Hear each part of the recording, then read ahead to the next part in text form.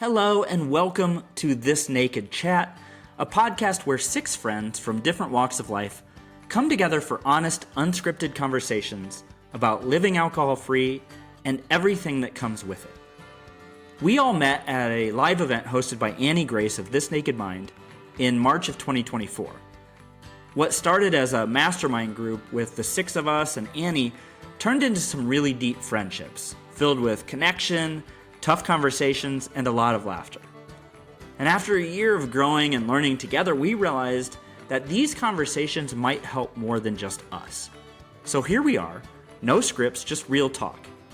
We are incredibly grateful to Annie and This Naked Mind for helping us get this off the ground and for the impact that her work has had on each of our lives. I am Brian, and I am joined by Kori, Agnes, Judi, Jenie, and Sammie. Let's dive in.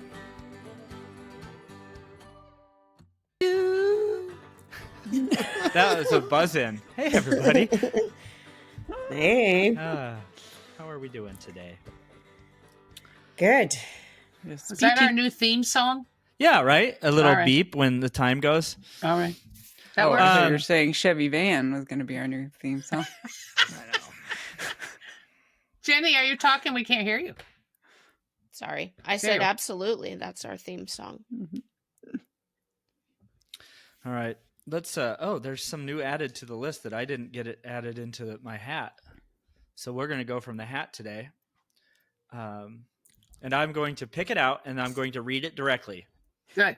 Ready? Go. Yep. Okay. Except I don't have my readers on.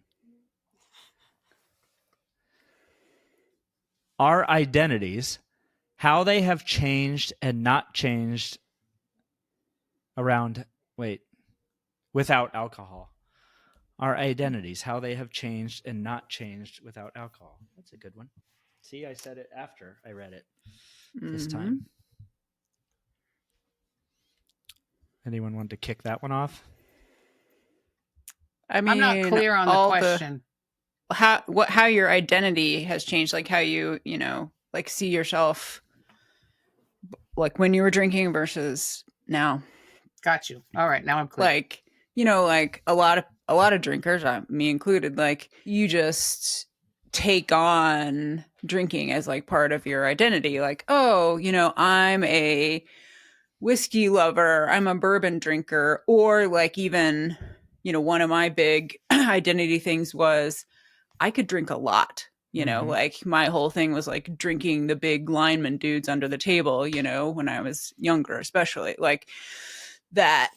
There's a lot of that. I mean, I was just watching, it's so funny. I was just watching, Jim Gaffigan just did this whole stand-up special, like it was all about bourbon because he did it in one of the distilleries.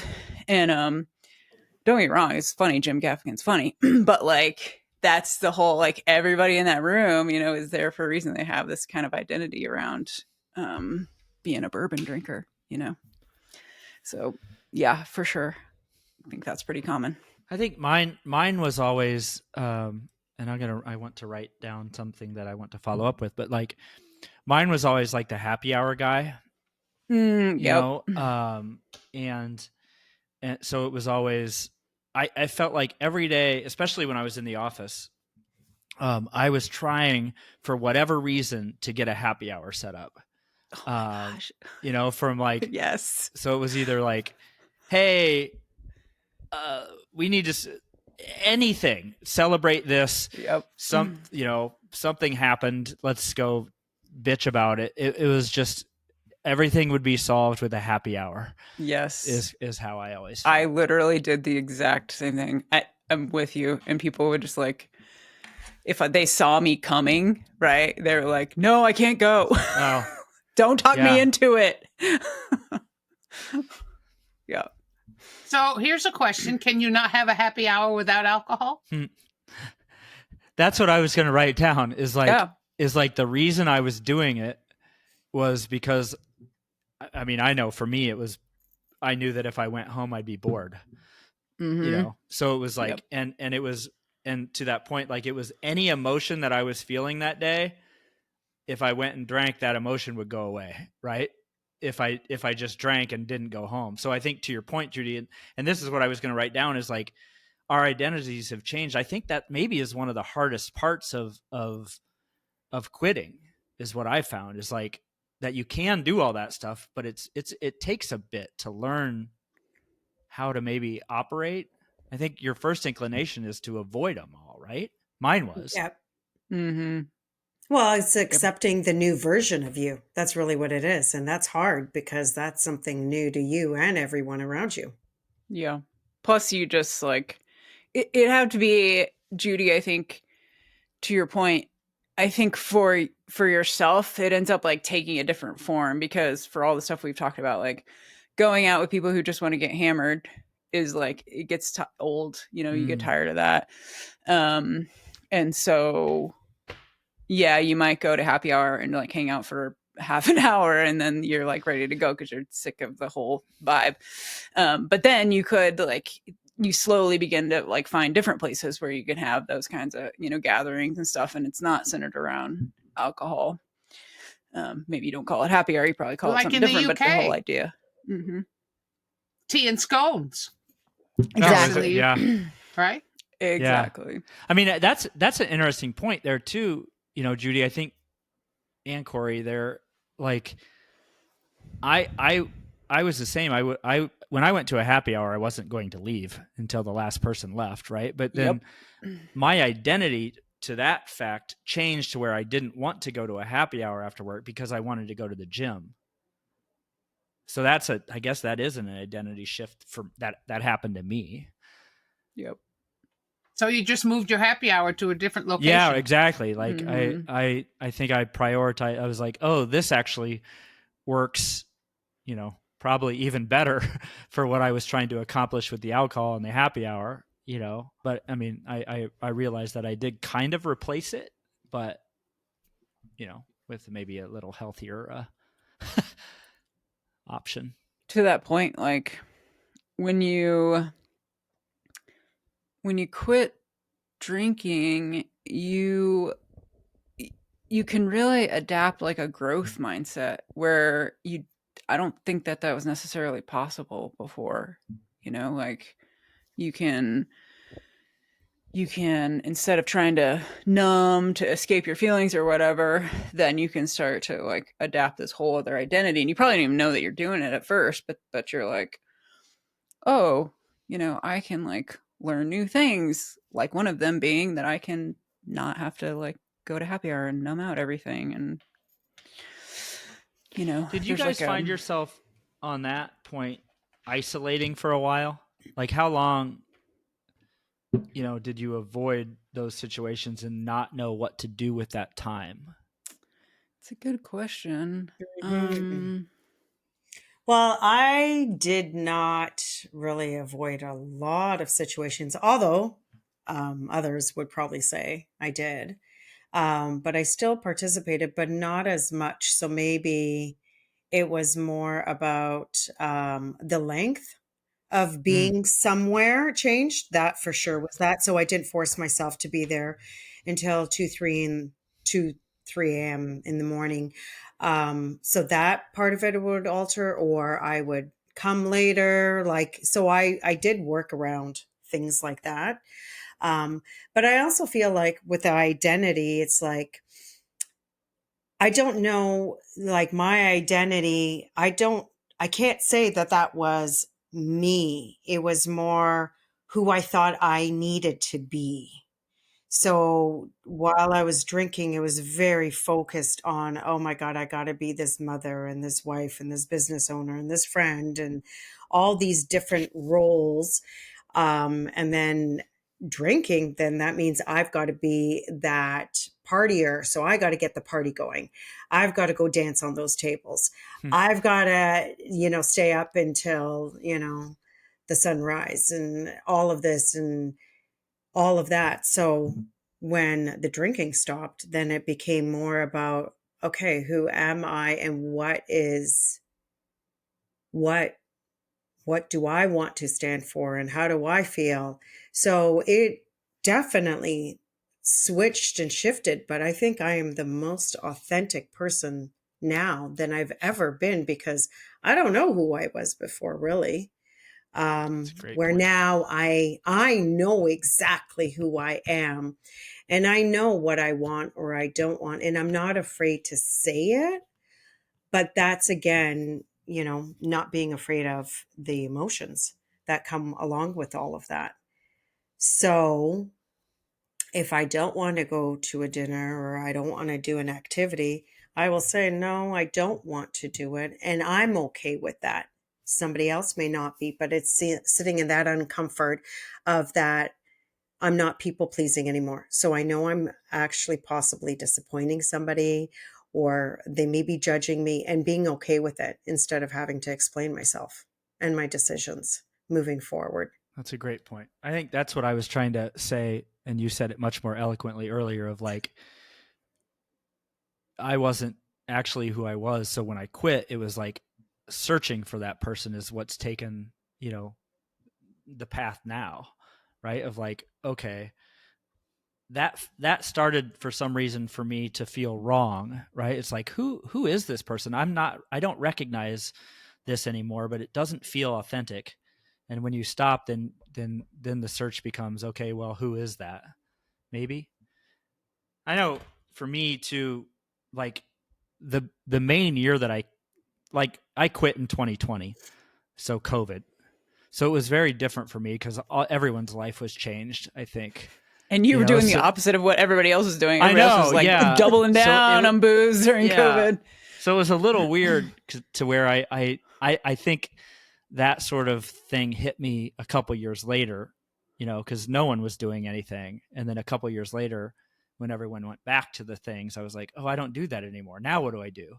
So, but yeah, it seemed to be what Agnes is talking about, of like, oh, I need to find my new stuff now and my new people. So here's a question. When we choose not to drink anymore, is it because our authentic self is prompting us to come forth? Or, or we're saying, oh, when I chose not to drink anymore, when I stopped drinking, I found my authentic self. Well, was it your authentic self that prompted it? For me, guaranteed.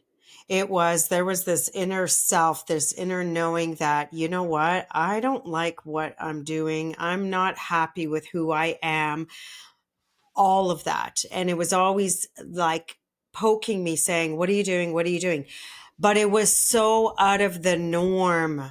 I couldn't see myself being anything but that. So not until I had the courage, I was brave enough to say, you know what, I am going to be different than the environment that I have put myself in. And doing that changed the environment around me, changed the people around me. And it just gave everybody else permission to be themselves too.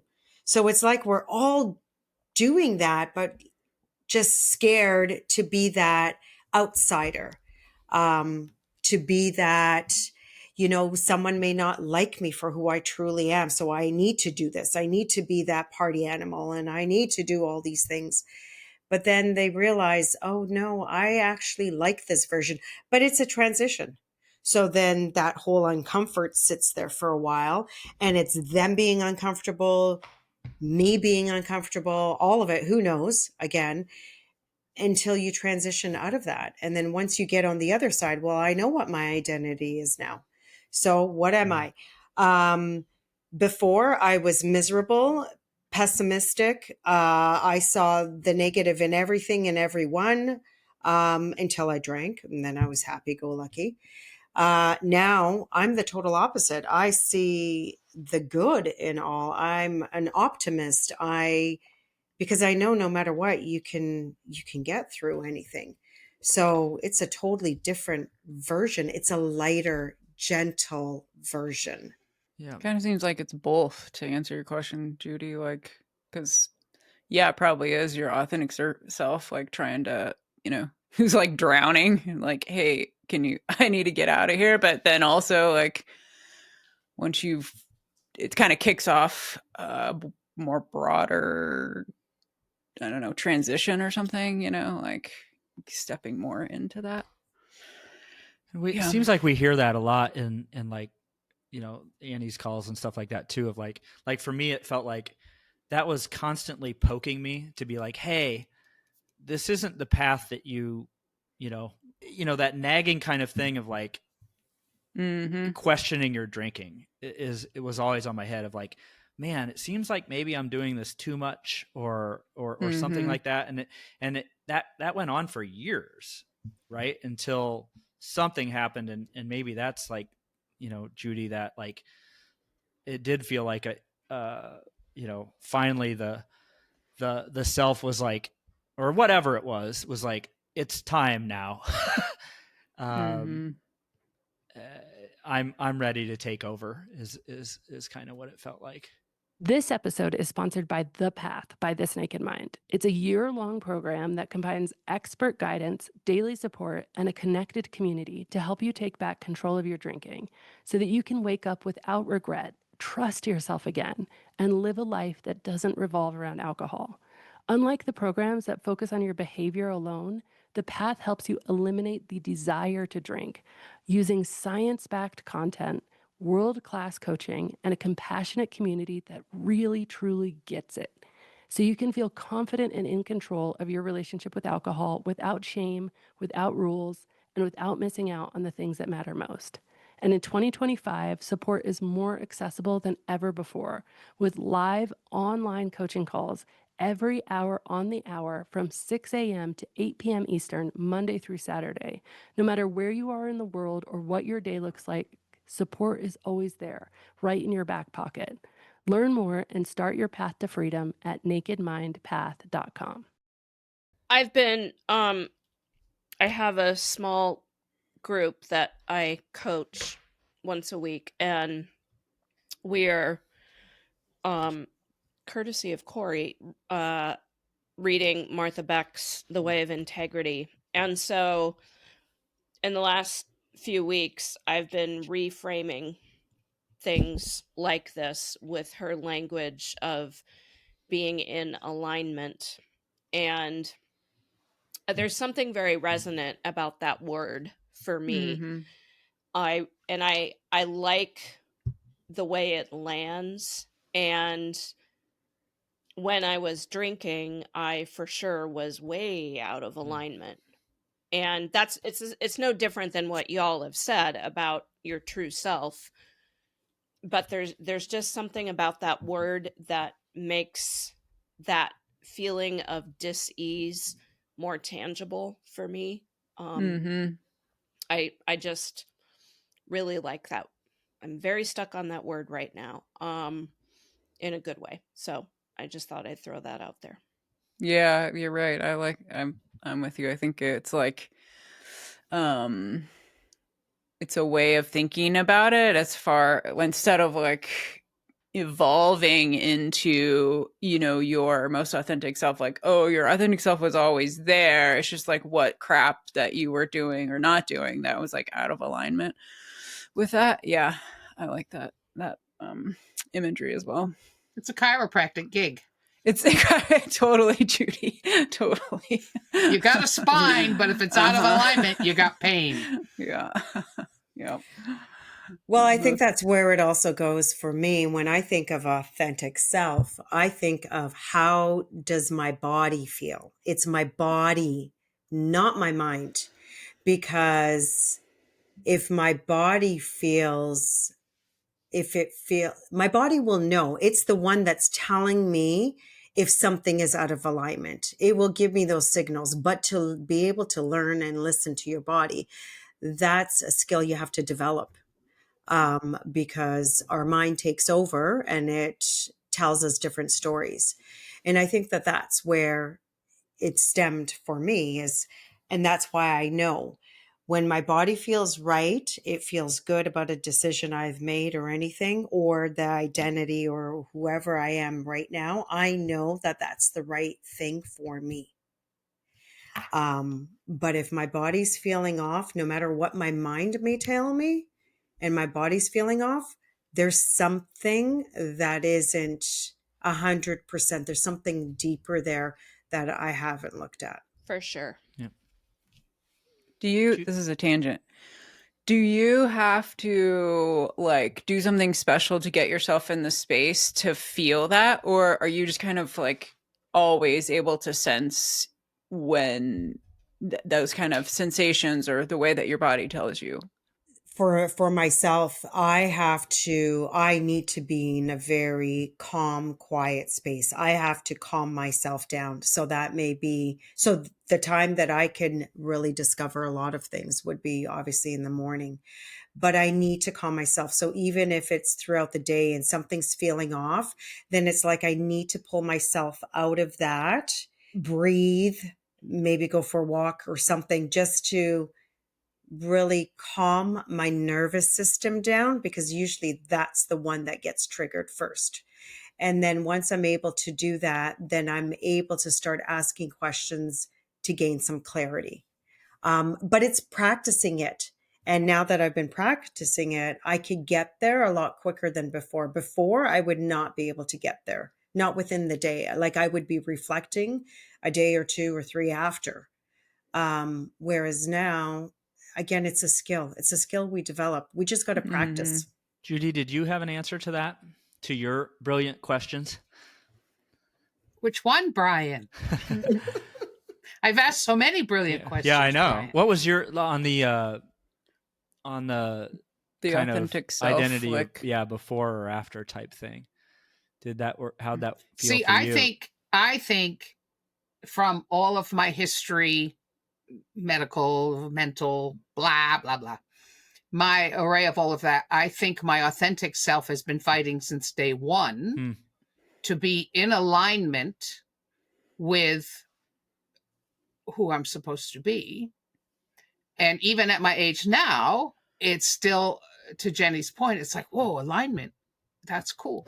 I mean, but we all need adjustments, just like the spine, right? We all, no, but I just think the chiropractic thing is a good analogy in that we can be strong, we can exercise, we can do all the practicing, we can do this, we can do that. But you know what? We are still human. And every now and again, we're going to go out of alignment. And so who's going to help us get there? So if we've used, and like chiropractic, if you've medicated the hell out of your back, right? And now you got yourself an opiate addiction. Oh, happy days. So now you have yourself an opiate addiction where, oh, well, if you've done these exercises or gone to PT or chiropractor and you got it all done, then you're not attached to the substance because you just took some action different that was healthier, if you will. Yeah. I'm not saying there's not a place for realistic pain management if it's absolutely necessary, but how many people have I worked with that pain management becomes full-blown attachment that is difficult to break? So I think for me, my authentic self has always been fighting. I think it's just, I can't think of the word I want, but I think it's just a constant battle. It's not a battle even, it's a constant life. It just is. Do you all have, when we talk about authentic self and alignment, what comes up? Does it come, do values come up and like a constant review of those? Or how well, does as you develop the values you have as a kid, you have much different, you may not have a lot of different, but as you mature, as you have life experience, you're going to know more of who you are. So your values will change because your values will then become in alignment with your authentic self. Yeah. Do you do like reviews of those? Like, so like when we're talking about even feeling it in our body or feeling like something's out of alignment in our lives, is that something that you might pull out a journal and look at your, I don't know. Do you have like a current list of values that you bounce against and be like, I wonder what's off here? Or how, is there an exercise you guys use? Why do people go to therapy? Yeah, that could be it. Yeah. I don't even think it's like as lofty as that. I mean, to me, living authentically is like, being able to say what you like and don't like, being able to call a spade, like just, having the, I don't know, what's the word? Just like the internal wherewithal to just like embody yourself and to let that be okay. And it doesn't even have to be about what my like sort of, you know, capital V values are. It's just like, hey, you know, I can say, you know, no, I don't want to do that. Or, that makes me uncomfortable. You know, let's not stay here. You know, like, and, you know, kind of back to what Judi was saying, like, for so many people, and for a lot of people who, you know, are drinking to like medicate themselves or using whatever to medicate themselves, like it's quite possible you started out in this world not being allowed to do any of those things, right? So your authentic self never really had a fighting chance. And so, yes, of course, you're medicating yourself as a, you know, middle-aged person, because you don't have any of that. Like, you have none of that skill. You have none of that even possibility even entering your mind, right? To be able to just embody that just basic, it was really basic authenticity, but like basic respect, self-respect, and like demanding that kind of respect from the people around you as any other human should, you know? And so sometimes it's just like so very basic of being in this like authentic self.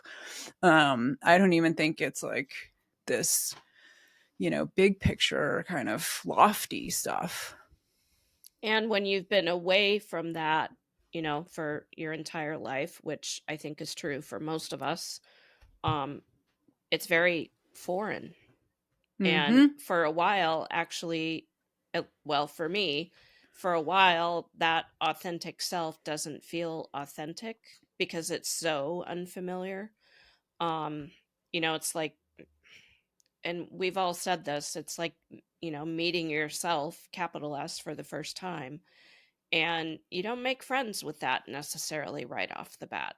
And it's not a linear journey, and we all stray from it in different ways, and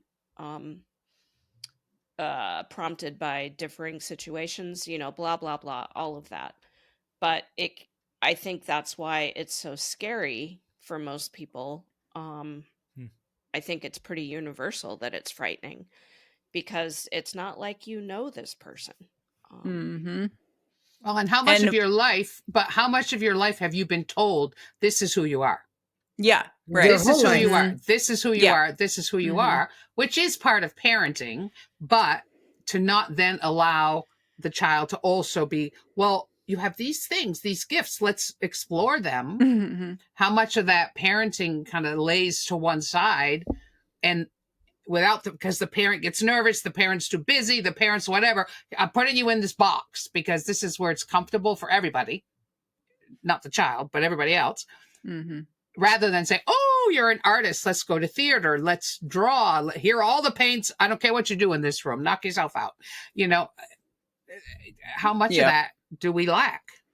A lot of us. Which I think, to your point, Jenny, I think that's why, like, you know, books like The Way of Integrity by Martha Beck, because so many of us have absolutely no idea where to begin that process and what that even means, and the fact that it might feel uncomfortable, it like gives you this step-by-step kind of way to walk down that path and like start to even clue into, you know, like what Agnes has gotten to, of being able to like feel that in your body, of like, oh, you know, just these sort of day-to-day situations, like, oh, I'm feeling like this is not in alignment with me, you know, and how do I even begin to get to that point? This episode is sponsored by Martha Beck. I just was thinking that.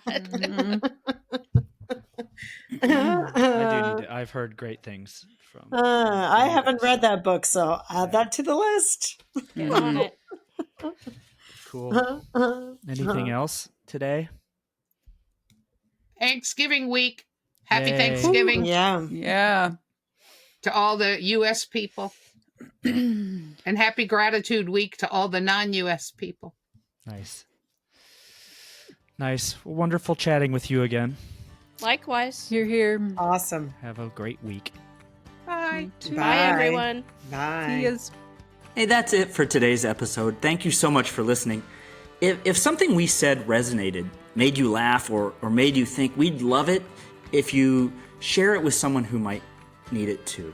And if you're curious about going alcohol-free or just ready to feel more connected to yourself, check out This Naked Mind. Annie's work brought us all together, and we're so grateful for the impact it's had. On that note, a big thank you to Annie Grace and This Naked Mind for making this podcast possible. We'll see you next time on This Naked Chat.